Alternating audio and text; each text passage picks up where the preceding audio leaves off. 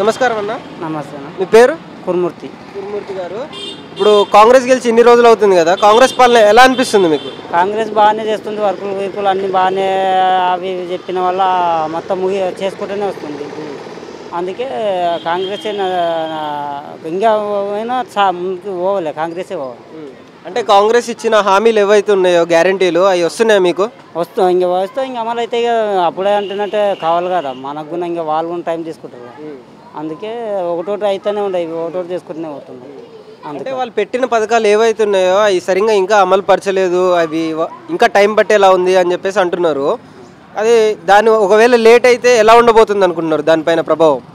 Late అయినా కూడా ఇంకా ముందుకు ఇంకా ఎట్లా ఈ 5 ఏళ్ళు మాత్రం ఇదే కొనసాగుతూనే ఉంటారు. ఈ 5 ఏళ్ళ వరకు ఏం కట్టినట్టు ఉంది కాబట్టి గెలిచింది కాబట్టి ఇదే కొనసాగుతుంటారు. అంటే మీకు గత ప్రభుత్వం మంచిగా అనిపించిందా, ఈ ప్రభుత్వం మంచిగా అనిపిస్తుందా మీకు? ఈ ప్రభుత్వమే మంచిగా అనిపిస్తుంది. అది ఉంది కూడా అసలు ఎవరికి ఏం చేయలేదు, ఎవరికి ఏం ఉందనుకున్నకే పెట్టిపోయిండు, లేని అసలు పట్టించుకునే పోయిండు. అందుకే ప్రభుత్వం పట్టించుకుంటుంది. ఇది ఖచ్చితంగా పట్టించుకుంటారు. పట్టించుకునేందుకే దీన్ని గెలిపించుకున్నారు, లేకుంటే దీన్ని కూడా దానిలాగానే తీసుకుపోయి అన్న వాడేస్తారు.